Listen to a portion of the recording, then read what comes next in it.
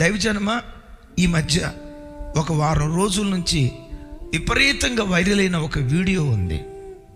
సుమారుగా 50 సంవత్సరాల వయసులో ఉన్న తండ్రి, ఇటువైపు కూతురు తండ్రి మీదకి లేచి పిడిగుద్దులు గుద్దుతా, అసలు నువ్వు తండ్రివేరా, దిగజారి అసలు నువ్వు మనిషివేరా, దిగజారి అసలు నువ్వు మగోడువేరా, నువ్వు మగోడు కాదురా, నువ్వు కొచ్చా. ఇంతకీ ఏం జరిగింది? తల్లి కూతురు ఇద్దరూ కలిసి తండ్రి కష్టపడి సంపాదించిన డబ్బులో 18 లక్షల రూపాయలు బెట్టింగ్లోనూ స్టాక్ మార్కెట్లోనూ అన్యాక్రాంతంగా 18 లక్షలు బెట్టింగ్లో దారబోసారట.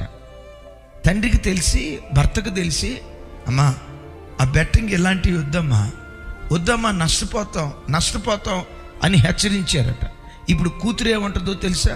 నువ్వు పద్దాకలు నష్టపోతావు అని అన్నావుగా, నీ పాపిష్టి నోరుతో నష్టపోతావు అనటాన్ని బట్టే మేము నష్టపోయాం. నీ నోరు మంచిది కాదురా. ఇలాంటి కుటుంబాలు కట్టబడి కోట్లకు పడగెత్తితే అది ఆశీర్వాదం అంటారా? మీ కుటుంబాలు ఎలా ఉన్నాయి? స్వతంత్రంగా పిల్లల్ని గద్దించగలుగుతున్నారా? మీ భార్యాభర్తల మధ్యలో సరైన సంబంధాలు ఉన్నాయా? కూర్చొని అన్యోన్యంగా, ఆప్యాయంగా, అనురాగంగా మాట్లాడుకొని, ముచ్చటించుకొని ఆ దైవికమైన వాతావరణం మన కుటుంబాల్లో ఉందా? దేవుని మాటకు విధేయత చూపకుండా వాడు సాఫ్ట్వేర్ ఇంజనీర్ అయితే ఎంత, హార్డ్వేర్ ఇంజనీర్ అయితే ఎంత, నెలకొచ్చి 2 లక్షలు సంపాదిస్తే ఎంత, 20 లక్షలు సంపాదిస్తే ఎంత? నేనంట ఈ సృష్టి అంతటిలో అద్భుతాలన్నిటికంటే మహా గొప్ప అద్భుతం, ఏ పాపపు ఊబిలో జారిపోకుండా బ్రతికిన కొద్ది దినాలు పవిత్రంగా బ్రతుకుతూ ప్రేమ, ఆప్యాయత, అనురాగాలతో బ్రతికితే ఇంతకు మించిన అద్భుతం భూమి మీద మరొకటేదీ లేదు. బైబిల్లో ఒక మాట రాస్తుంది, యెహోవా ఇల్లు కట్టించని యెడల కట్టువాని ప్రయాసము వ్యర్థము అని. దీని అర్థం ఏంటో తెలుసా?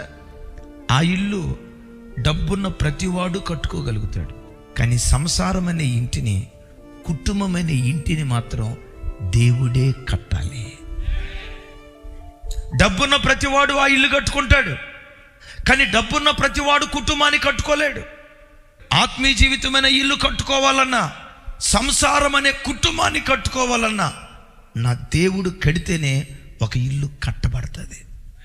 లైవ్లో వాక్యం వింటున్న ప్రజలారా, ప్రతి ఇంటిని, ప్రతి కుటుంబాన్ని, ప్రతి ఆధ్యాత్మిక జీవితాన్ని దేవుడే కట్టాలి.